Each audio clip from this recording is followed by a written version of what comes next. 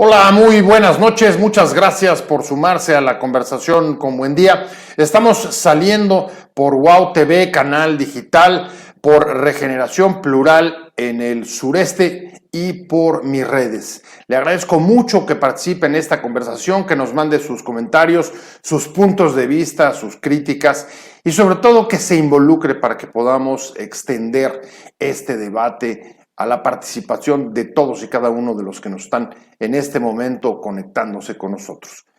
La exigencia desde las filas de Morena de derrumbar la casa, el inmueble de Xóchitl Gálvez, tras conocerse denuncias de operaciones irregulares en la construcción de su casa en la colonia Miguel Hidalgo, en la que fue delegada, y posibles conflictos de interés incluso, son el último episodio que hemos conocido de la polarización política, pero quizá más grave que muchos otros porque comienzan a trascender el espacio de la denuncia en las propias redes sociales para concitar a la movilización en actos que parecen de linchamiento como este, ir a una vivienda y pretender o exigir que sea derruida porque hay vicios en el origen de su construcción, como no tener, le comentaba, los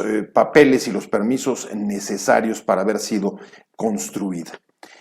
El tema que nos plantea esto y que además el propio presidente López Obrador tuvo que salir a rechazar hoy es que justamente estas confrontaciones se conviertan en actos fuera de las redes de linchamiento que él mismo rechazó para no replicar, dijo, los que él mismo sufrió durante su vida como opositor.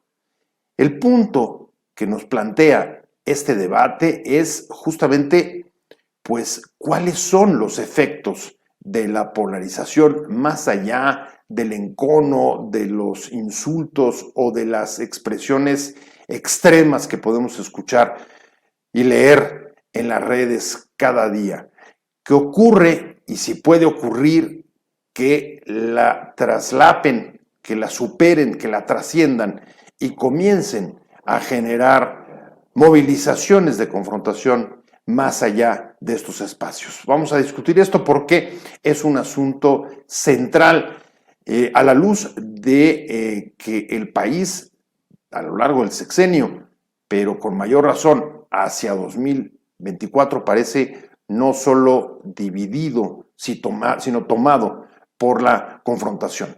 Vamos a platicar de este tema justo con dos conocedores de este asunto, con dos expertos en este tipo de procesos.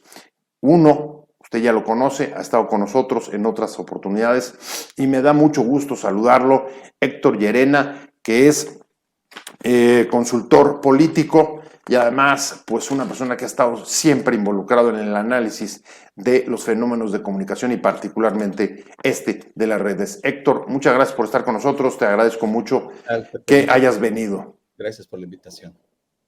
Y conectamos también con Efraín Martínez. Él es estratega político y nos estamos conectando con él hasta Sonora, por lo que le agradezco mucho que también participe con nosotros en esta conversación. Gracias, Efraín, y bienvenido. Muchas gracias, Pepe, y un fuerte abrazo, Héctor, y a todo el auditorio. Pues, Héctor, si quieres, arranco contigo.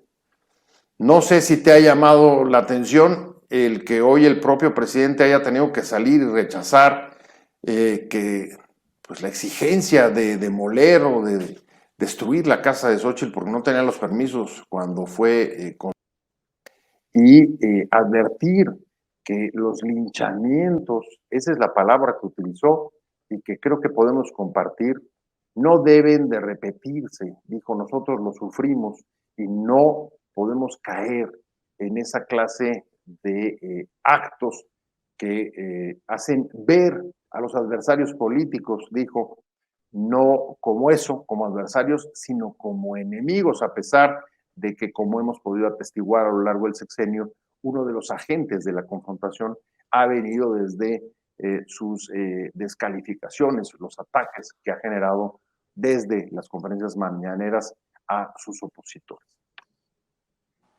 Sí, yo creo que el presidente en realidad lo que hizo fue empezar a catalogar o a ponerle una etiqueta de ataques buenos y ataques malos, también un poco curándose en salud. Yo creo que él sabe que la polarización que él ha promovido también en su beneficio, va a hacerse más complicada, va a hacerse más dura, lo vamos a estar viendo con mucha más frecuencia en este caso, y eso que todavía no arranca la campaña formalmente, pues ya vemos un encono muy, muy fuerte que se ha generado y que él mismo ha generado a partir de Xochitl.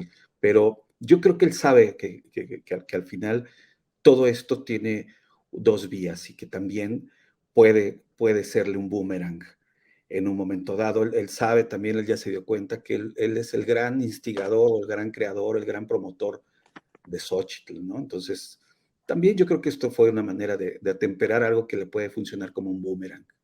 O sea que tú sientes un poco como que estas declaraciones fueron un poco curarse en salud por los ataques que ahora puede recibir él, Morena y su candidata presidencial en la elección, en el proceso electoral. Sí, y por el otro lado, también atemperar algo que puede generarle, o sea, le está generando una causa, le puede dar una causa a Xochitl. La vimos salir muy rápidamente para decir, si a mí me tiran mi casa, para mí va a haber miles de personas que me van a ofrecer la suya. Si yo no tengo dónde comer, va a haber miles de personas. Y empezó a generarse un hashtag por ahí de mi casa es tu casa, ¿no? Xochitl. Entonces también yo creo que él empieza a medir donde hay cosas que él mismo empieza a generar y que le funcionan como un boomerang. Xochitl yo creo que es un buen ejemplo de un boomerang que él mismo generó.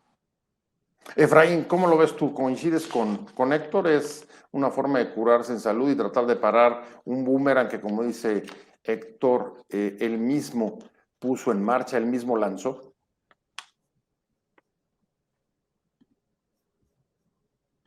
Sí, sí, se escucha, Efraín. Efraín, ¿estás ahí? Creo que no nos está escuchando, Efraín. Efraín, ¿nos escuchas? Efraín, creo que no nos estás escuchando.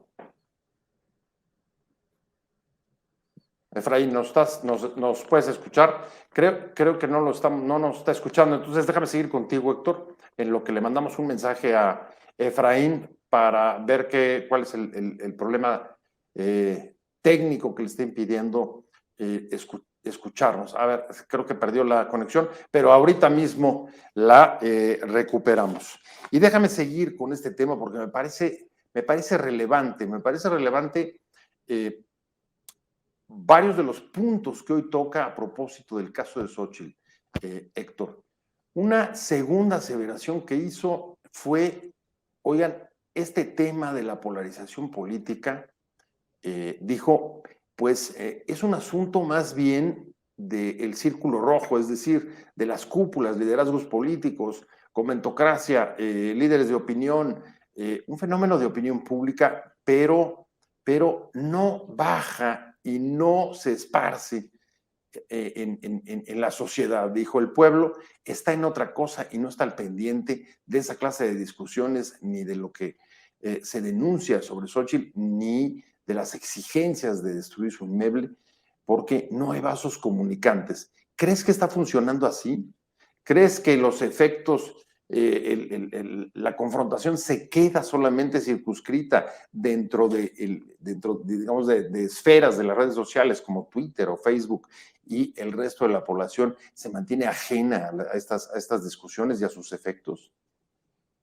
Yo creo que sin duda hoy se generan ahí y que bajan a otros sectores, a públicos más amplios, dependiendo del tema, dependiendo de lo anecdótico que sea el tema. En este caso, creo que el tema de la casa es un tema muy concreto, es un tema muy visual, es un tema incluso con mucha emocionalidad, o sea, el decir que tiren su casa porque no tenía permisos, ¿no? Ujú. Creo que este tipo de temas sí bajan, sí llegan a la gente, por la anécdota, por el comentario, por lo que significan, por lo que llegan a ser de llamativos en este aspecto. Habrá otros temas que no, habrá otros temas que yo creo que son más de política y de los procesos internos y de cómo se están discutiendo y las cosas que se están ahí dirimiendo. Yo creo que esas no llegan, pero este tipo de temas que aparte surgen también de canales donde hay mucha difusión en este caso y que se empiezan a esparcir rumores, pero sobre todo por la anécdota, por lo que representan visualmente y dentro de la conversación de la gente, ¿no? El llegar y sentir, oye, ¿ya viste que quieren tirar la casa de Xochitl? ¿No? Es muy Así es. propaganda. Sí, es una sensación de abuso, ¿no? Ese es lo que parece, independientemente de que pueda ser verdad las denuncias sobre las irregularidades en la construcción de su predio, incluso los conflictos de interés que puede haber habido cuando se entregan los permisos a la constructora o a la desarrolladora cuando ella era delegada allá en la Miguel Hidalgo. Ya que ya está con nosotros Efraín, ahora sí nos escuchas bien, es que de repente te perdimos. Una disculpa, hubo alguna interrupción, una desconexión. No te preocupes. Te preguntaba si has escuchado las intervenciones de Héctor, si estabas de acuerdo con él respecto a la valoración que está haciendo de la postura que tomó hoy el presidente al salir a rechazar que ni se quemen libros, dijo, ni se derrumben casas y advierte, no hay que ver a los adversarios como enemigos y pues descalificó actos, digamos, de linchamiento como el que trascendería de la propia confrontación y la polarización en redes si esta exigencia pudiera llegar a cumplirse, que por supuesto no va a ocurrir. ¿Cómo lo ves tú? ¿Cómo valoras tú la intervención? Héctor decía que se está curando en salud porque está viendo que viene una campaña de descalificaciones hacia 2024 en el proceso electoral y que a diferencia de otros adversarios, en este caso, Xochitl ha estado, digamos, haciendo control de daños y respondiendo más o menos con la misma moneda de ataques de los que ha recibido. Primero, creo que estamos viviendo en el mundo una tendencia hacia la polarización dentro de los procesos electorales, hacia los procesos políticos. En todo el mundo lo hemos visto recientemente en elecciones pasadas en Estados Unidos, lo vimos en Brasil, hoy lo estamos viviendo en carne propia en México. Hay que recordarle a tu auditorio que la manera de hacer política del actual presidente Andrés Manuel López Obrador vino a revolucionar la forma en que se relacionan tanto los actores políticos como los partidos políticos y los grupos de poder. Hoy él ha utilizado como estrategia de comunicación política y política las conferencias matutinas y desde ahí ha podido implementar una estrategia ofensiva, defensiva, tomar y tener el control total de la agenda, tanto política, electoral como gubernamental, y eso le da una ventaja muy por encima. También le ha permitido polarizar.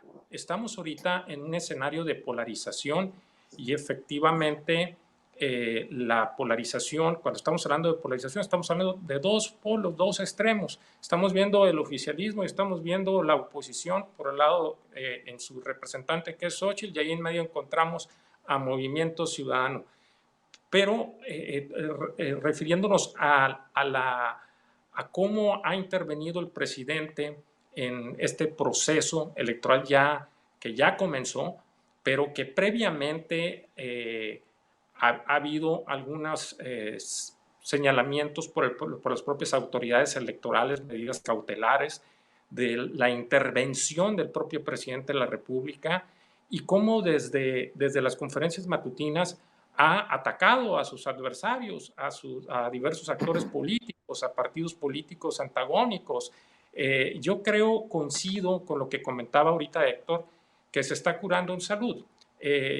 Yo creo que la estrategia del presidente ha sido siempre, ahí va, ataca y después saca la mano.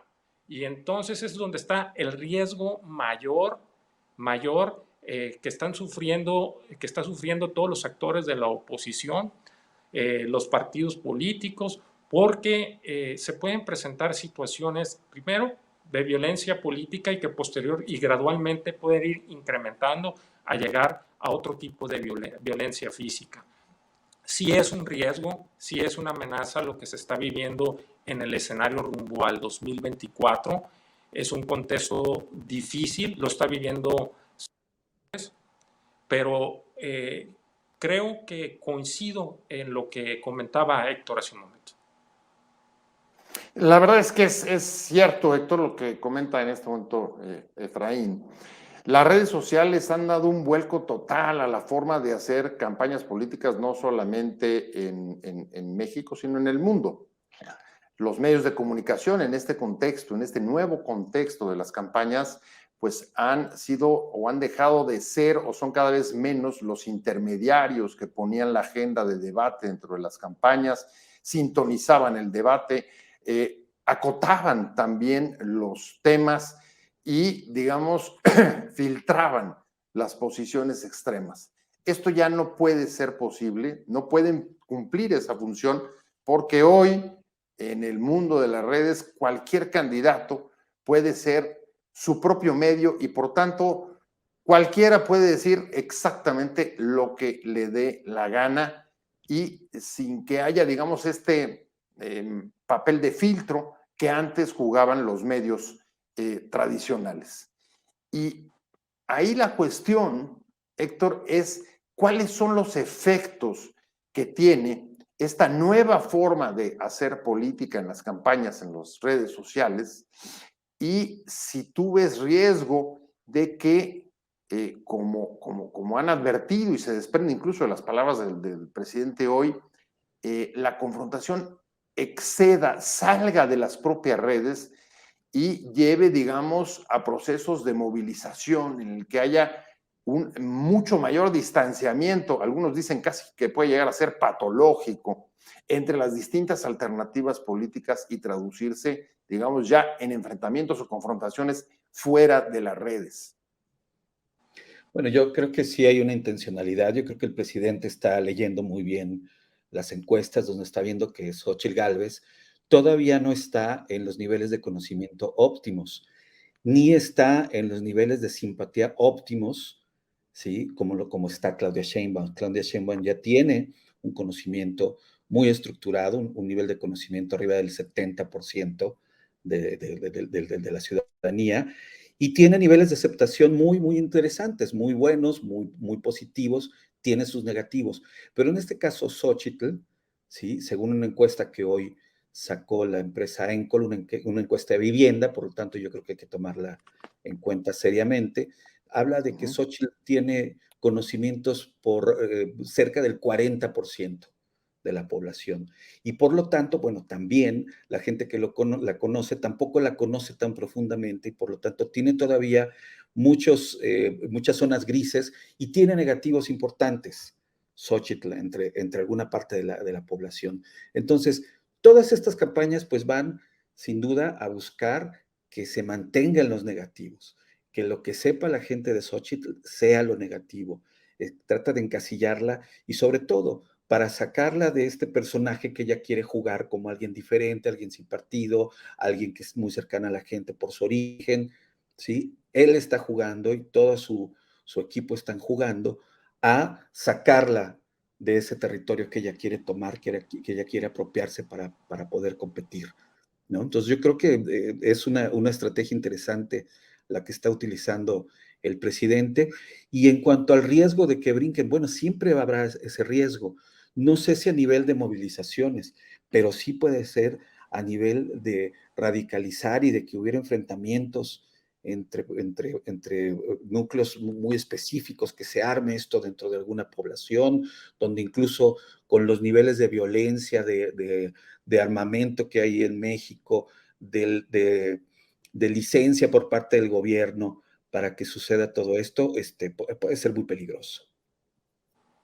La encuesta a la que se refería Héctor es la encuesta que hoy publica el diario El País, de una encuesta de Encol, Efraín, y ahí llama la atención una cosa, y es en efecto el aumento de los negativos de Xóchitl Gálvez respecto a mediciones anteriores cuando se lanzó o comenzó a aparecer con sus aspiraciones de ser la candidata que hoy es en un momento o desde que incluso se atribuía que su crecimiento o haberse convertido en un fenómeno mediático por su rápido crecimiento, aunque como dice Héctor, insuficiente respecto a lo que vemos de Claudia, habría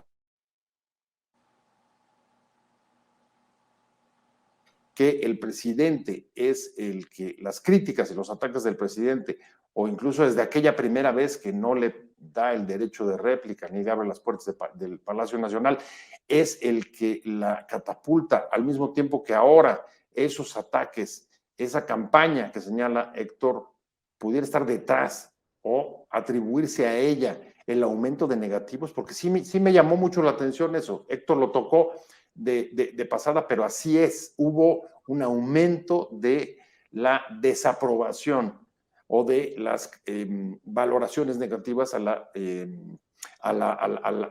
candidatura de Xochitl.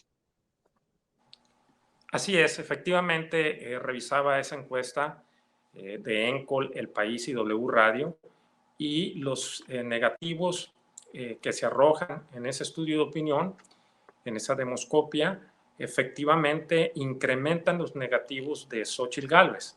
Ahora, es muy importante entender el contexto, los escenarios que estamos viviendo. Ahorita estamos con un jefe de campaña de Claudia Sheinbaum que viene siendo el propio presidente de la República, que también viene siendo el vocero de Claudia Sheinbaum y que a la vez lo tenemos presente todos los días en las conferencias matutinas. Es decir, Xóchitl Gálvez, que viene de atrás con un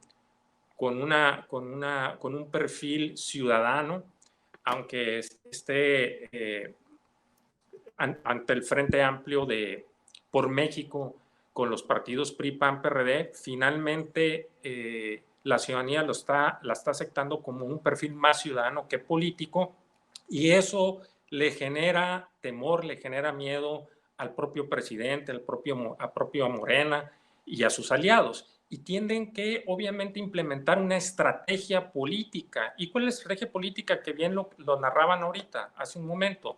La estrategia política es precisamente implementar una campaña negativa o negra en contra de Xóchitl en aquellos asuntos que pudiesen tener o no tener pruebas suficientes, pero que dejan en el imaginario colectivo una duda y que pudieran ir mermando la imagen y aumentando, incrementando los negativos de Xóchitl Gálvez.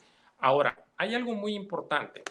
En mi experiencia como consultor, como estratega política en campañas políticas, cuando la estrategia ofensiva en una campaña negativa permanente puede también tener un efecto contrario, un efecto boomerang. Entonces, ahí sí deben de medir y evaluar del lado del presidente, del propio presidente, de Morena y el equipo de Claudia Sheinbaum, hasta dónde quieren llegar, porque pueden convertir en mártir a Xóchitl Gálvez. Yo veía, por ejemplo, ahora dentro de las redes sociales, cómo... Bueno, es un poco, Héctor, justo lo que estabas diciendo tú. El boomerang que se le pudiera regresar y convertir a Xóchitl en una víctima. Sin embargo, a ver, ahí se restablece la comunicación con Efraín. Efraín, ¿se escucha bien? Sí, ya escucho perfectamente. Ah, perfecto. A ver, una cosa que es interesante y es si puede ser explicable este aumento de los negativos de Xóchitl solamente por los ataques o la campaña del presidente o por otros factores como puede ser su desempeño en el proceso interno del frente, el propio proceso y los propios tropiezos del método para elegir la candidata del frente opositor, o incluso que es una candidata que creció rápidamente como un fenómeno mediático, pero como todos sabemos, los fenómenos mediáticos no necesariamente se mantienen en el tiempo y tienden a desinflarse. ¿Cómo ven ustedes? ¿Es posible que sean también los otros factores, Héctor? O Efraín. Creo Ya que está. primero hay que evaluar no solamente una encuesta, hay que evaluar un encuestas, un grupo de encuestas y de distinto tipo, distintas clases de vivienda, que son las principales, telefónicas y en redes sociales, pero principalmente las de vivienda. No podemos ir a través de un solo estudio de opinión. Lo tomamos como referencia en este momento porque es la más reciente, pero creo que es muy importante también, y voy a llegar a este punto que creo que hay que ponerlo sobre la mesa, porque se ha venido dando como estrategia política utilizar como herramientas los estudios de opinión, las encuestas, para ir generando percepción y situar o ubicar a un candidato como inalcanzable. Esto ha sido una de las estrategias políticas que mejor le ha funcionado a Morena y sus aliados y que comienzan a hacerlo desde un año y medio o un año de anticipación a los procesos electorales. Esta no es la excepción, lo están llevando al pie de la letra en manual. Y cuando me refiero, a esta estrategia, es porque la percepción, la realidad perceptiva es más fuerte que la realidad efectiva. ¿Qué quiero decir con esto? Que la percepción es mucho más fuerte que la realidad. Y voy a citar ejemplos. El presidente de la República actualmente tiene una gran aprobación. Sin embargo, cuando te vas a medir la evaluación gubernamental, lo vamos a ver con reprobaciones en varios rubros, empezando con la seguridad pública. Sin embargo, la aprobación es alta. ¿Por qué? Porque el presidente ha implementado una estrategia política de comunicación para generar percepciones, y las percepciones son son mucho más fuertes que las realidades. Por eso, esto también se da en los estudios de opinión. Si yo tengo 10 casas encuestadoras y esas 10 casas encuestadoras contratadas, ubico, sitúo, todas arrojan un dato donde el candidato A está 20 puntos arriba del candidato B, va generando esta percepción, y los ciudadanos, el votante, el elector, tiende siempre a ir con el ganador. Es parte de la condición humana dentro de la psicología de masas, dentro de la sociología. Eso se ha demostrado en varios estudios. Y esto te genera y te lleva, te trae como consecuencias dos escenarios: el escenario del abstencionismo y el escenario del voto útil. Cuando me refiero al abstencionismo es si el candidato A lleva 20 puntos arriba y yo estoy respaldando al candidato B y ya no hay manera de ganar, tomo la decisión de no asistir a la urna. Bueno, Ese sería la verdad es que Efraín, te estás refiriendo prácticamente al escenario que pinta la encuesta de hoy, donde hay cerca de 20 puntos de distancia. Pero déjame ir con Héctor rápido y preguntarle, Héctor, ¿es un asunto de los ataques lo que puede explicar el aumento de negativos de Xóchitl, o se trata de otras razones como el proceso interno del frente y el hecho de que un fenómeno mediático como surgió ella no es fácil de sostenerse? Y inclusive pues está el riesgo de que se desinfle. ¿Cómo lo percibes tú? Yo creo que sí ha tenido que ver con los ataques. Yo creo que, porque vaya, el presidente tiene una tribuna y un conducto comunicacional sumamente poderoso, sumamente potente, más todo el ecosistema que tiene para amplificar este mensaje todos los días, todo el tiempo, ¿no? Todos los youtubers que tiene, las réplicas que tiene, y que bueno, que ellos dicen que no están concertados, pero bueno, todo pareciera que sí, por un lado. Pero por el otro lado, yo creo que también el tema es que Xóchitl no ha brincado, o sea, subió, llegó, logró muy buen posicionamiento, algo muy interesante, pero yo creo que sí hay un segmento del público que dice, bueno, ¿y qué nos ofrece? ¿Qué es lo que está diciendo? ¿sí? Y ahí ella puede empezar a perder interés. Todavía no nos está diciendo mucho, todavía no nos está diciendo, y más bien se ha enganchado mucho también con la agenda que le ha puesto el presidente. Creo que en esa parte el presidente sí lo ha estado logrando, se ve en la encuesta de alguna manera.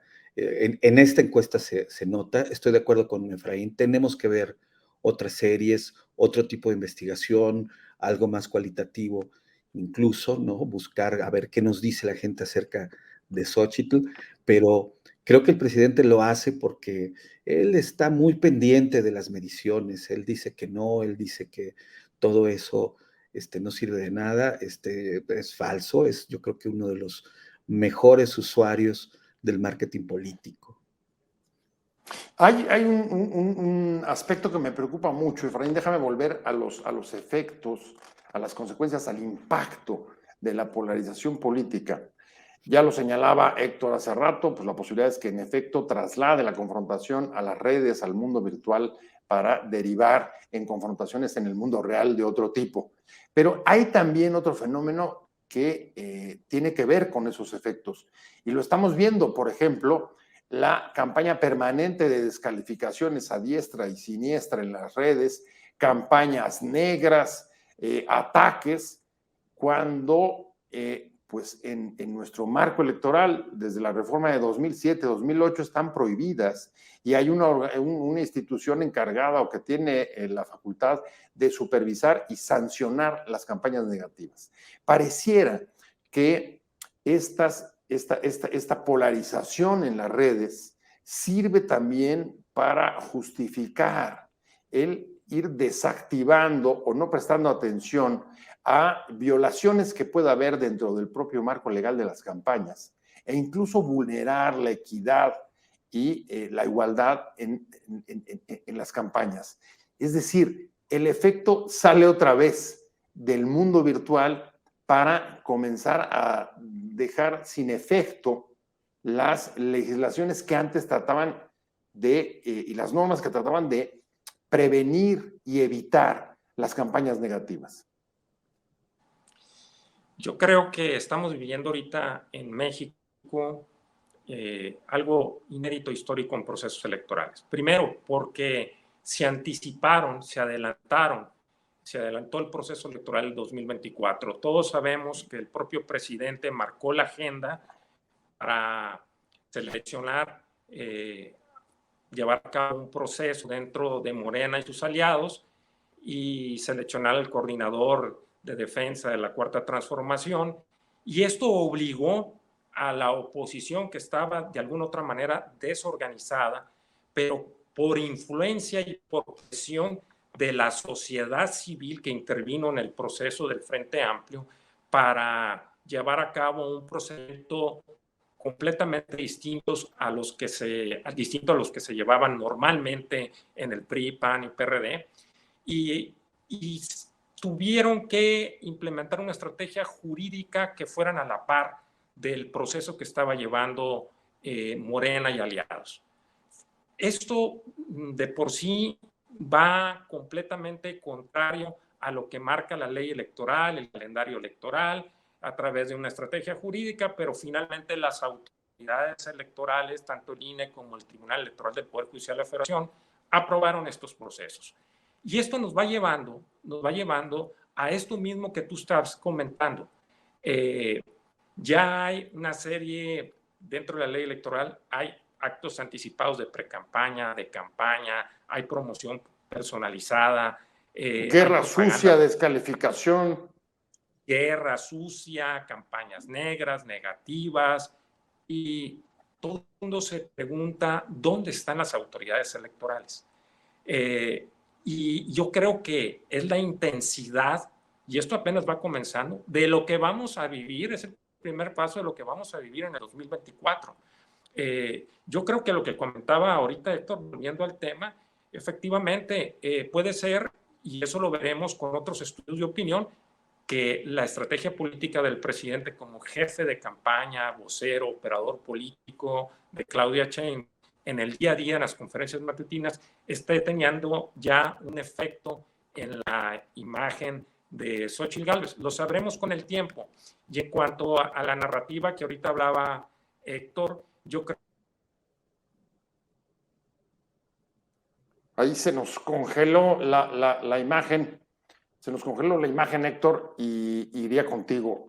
A ver, las campañas en las redes están dejando inútiles las reformas electorales de 2007 y 2008. ¿Coincides o no? O sea, porque le echamos la culpa a las autoridades, al INE y al tribunal. Sin embargo, es de risa. Mira, de repente ver en Twitter, ¿no?, algún ataque o algún tuit de la propia Xóchitl Gálvez diciendo, léanlo porque el INE me va a pedir bajarlo en 3 horas a las 8 de la noche. Pues ya todo el mundo lo vio. Sí, ya ahorita está rebasado todo el tema de la ley.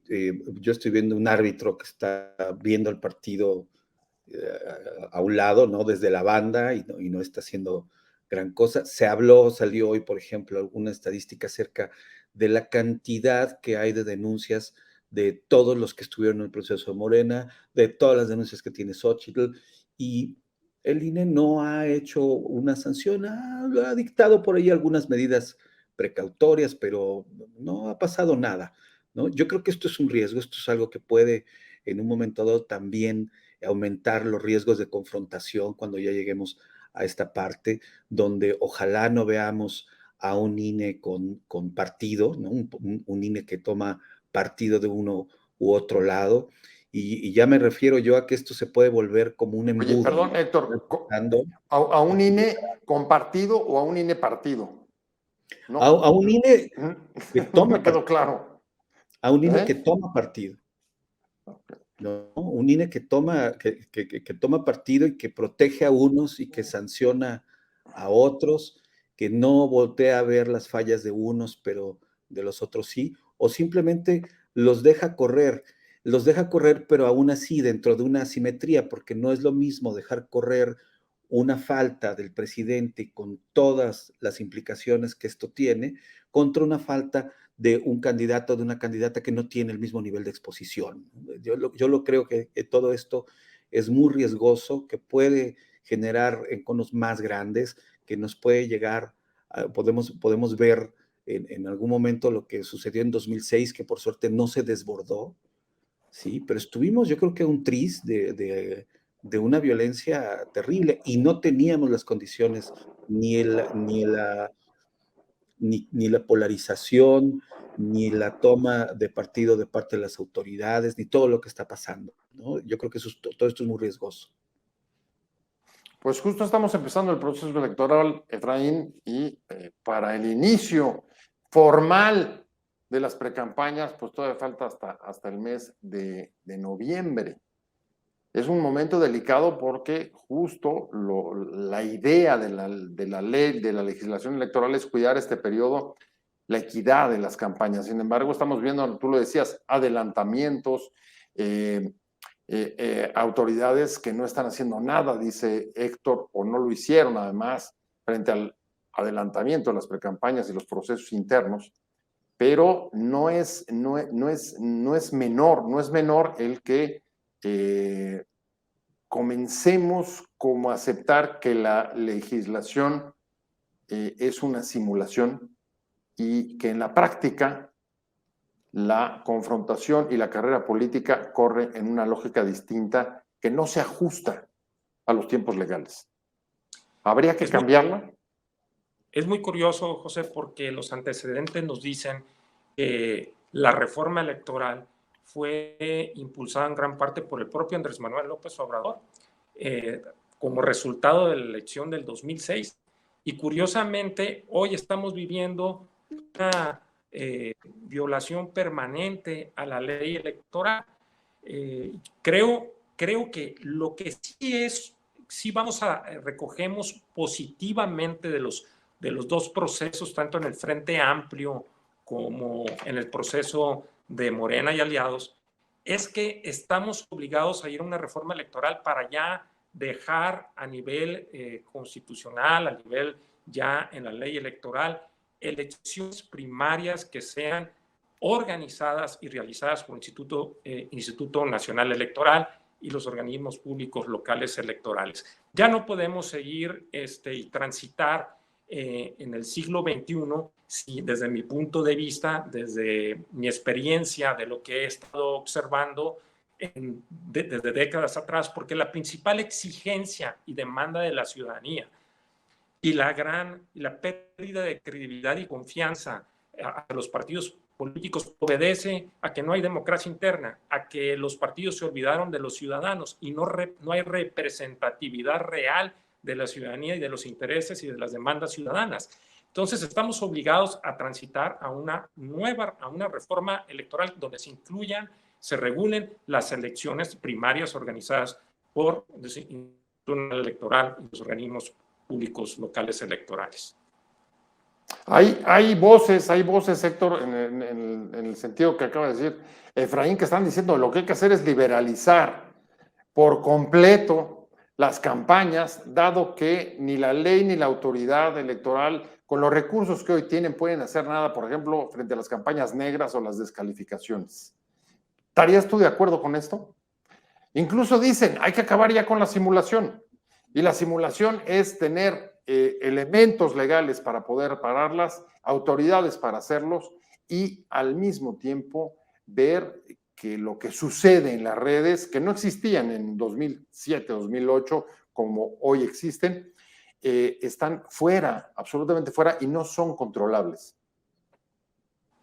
No, sin duda no son controlables, pero sí son monitorizables. O sea, si el instituto quisiera hacerlo, podría saber de dónde vienen, cómo se está realizando todas estas campañas. Pero bueno, sería entrar otra vez a esta espiral de regulación tras regulación tras regulación. Yo creo que sí hay que revisar, o sea, de cara sobre todo a todo este mundo digital, sí hay que revisar la legislación, hasta dónde se puede, hasta dónde no se puede. Y por el otro lado, yo creo que también se tienen que armar códigos de ética, ¿sí? Viene ya también la inteligencia artificial, en donde puede haber muchas trampas, donde puede haber muchos efectos que generen confusión entre la gente, muy peligrosos. Bueno, falsificación completa de la realidad. Ahí hemos tenido ya incluso mensajes, Héctor, elaborados y atribuidos a quien no lo ha dicho. Sí tenemos que revisar la legislación, sí se tiene que hacer una revisión de esto. Yo no sé si lo liberaría del todo, ¿sí? O haría algo gradual, porque hoy estamos sobreregulados y lo que estamos viendo es que al final quien tiene que hacer la regulación, quien tiene que hacer todo este sancionamiento, no lo está haciendo por voluntad o por incapacidad, ¿no? No sabemos en realidad. Oye, pero no lo hizo el INE anterior y no lo hizo este. Ninguno de los dos ha podido. No, y yo creo que esto es porque los está rebasando de alguna forma la realidad. Lo que está sucediendo hoy en la calle, en las campañas de manera real, pues ahí está, ¿no? O sea, por ejemplo, los periodos de veda que hay, pues no se respetan porque hay manera de salir a través de las redes y que no sea el propio candidato o candidata quien lo esté haciendo o el partido, pues no hay manera de sancionar, ¿no? Hay un montón, yo creo que de lagunas que hay que revisar, que vale mucho la pena revisar de cara a lo que viene y a lo que tenemos hoy, ¿no? Espero que eso haya respondido la pregunta, el comentario que nos mandaba Maciosare, Héctor, sobre el comportamiento del anterior y el actual. Y me voy a la recta final, ya se nos está acabando el tiempo, Efraín, y me gustaría pues que cerráramos. Y es la última digamos, efecto grave que parece puede derivarse de la población política, y es la parálisis institucional. Si vives en esta confrontación, no hay mucho espacio para el diálogo entre los actores, ¿o sí? Y si no hay diálogo, entonces la posibilidad de acuerdos, de negociaciones y de poder llegar a consensos, pues cada vez se ve más difícil. Y de aquí a junio del 24, bueno, más que imposible. El escenario, José, va a ir agravándose, y no lo digo en el sentido de que uno quisiera que así fuese, sino están todos los elementos, todos los indicadores que nos visibilizan un contexto muy difícil en este 2024. Y yo creo que aquí viene algo muy importante, porque hemos hablado de partidos políticos, hemos hablado de gobernantes, hemos hablado de instituciones, pero no hemos hablado de la corresponsabilidad de la sociedad civil en el proceso electoral. ¿Qué nos vas a dar ahora? Y yo creo que es sumamente importante el rol de la sociedad civil en esta contienda electoral, en este proceso electoral del 2024. Hoy tenemos una serie de disciplinas, como ahorita lo mencionaba Héctor, nuevas, novedosas, como la ciberpolítica, que viene siendo el activismo político en el Internet. ¿Cómo lo regulas? ¿Qué límites tiene? Es difícil poder tener un control sobre esto. Y dices Internet, pero hoy uno de los principales elementos de difusión de las campañas y los mensajes políticos son las cadenas de WhatsApp. Héctor, imagínate, y Efraín, imagínate controlar las cadenas de WhatsApp. No hay manera. Por eso yo creo que tenemos que entrar. A ver, yo creo que hay un eslabón en todas estas decisiones, que a lo mejor mucha gente no lo sabe, pero yo creo que ahí intervenimos mucho los consultores, los analistas, los que estamos junto con los candidatos. Yo creo que nosotros somos los que tenemos que empezar a hacer conciencia y la mesura de estos temas. Definitivamente, los consultores tenemos mucha influencia en lo que se comunica, en la manera en la que se comunica, en los efectos de lo que se comunica. Y muchas veces, como estamos nosotros a veces nada más conectados a este asunto de ganar y crecer, recomendamos cosas que no tienen una responsabilidad con la gente. Yo creo que es el momento de que los consultores, de que los que estamos dedicados a hacer las campañas, los mensajes y todos estos términos de contienda, tomemos esta conciencia, ¿no? ¿Cómo ves, Efraín? Un código de ética es lo que está sugiriendo Héctor Llena para los consultores, ¿cierto? Claro, sumamente importante. Por este lado, del lado de los especialistas, consultores, analistas, estrategas políticos, publicistas, community managers, todos deben de estar sujetos a una ética profesional. Y esto a todas las disciplinas profesionales, ¿no? No solamente, pero tocando el tema de Héctor, obviamente estamos obligados a poner nuestro granito en este proceso electoral. Somos también corresponsables del resultado de la elección del 2024. Pues se me acabó el tiempo. Efraín Martínez, estratega político. Efraín, te agradezco muchísimo que hayas estado con nosotros, que hayas participado. Incluso ves que hasta tus fans se estuvieron colando ahí en medio de la grabación. Muchas gracias. Ha sido un placer que hayas estado con nosotros y, por supuesto, a Héctor Llarena. Héctor, como siempre, un placer haberte tenido. Te agradezco mucho. Un gusto haberte visto a ambos y nos vemos la próxima. Muchas gracias. Gracias. No, gracias a ustedes y sobre todo gracias a usted por haber estado con nosotros hoy aquí en Conversando con Buen Día. Le agradezco que se haya sumado a esta conversación y lo espero como todos los martes y jueves, el próximo martes acá a las 19 horas. Le recuerdo, suscríbase a mi canal de YouTube. Estamos creciendo. Si nos ayuda, podemos ir más rápido y ampliar el alcance de esta conversación. Que tengan un muy buen fin de semana, fiestas patrias, páselo bien, disfrute y festeje. Nos vemos entonces el martes. Gracias a Fernando Robles, productor de este programa, es el que nos conecta y permite articular esta conversación. Que tengan un buen fin de semana, buenas fiestas. Hasta luego. Adiós.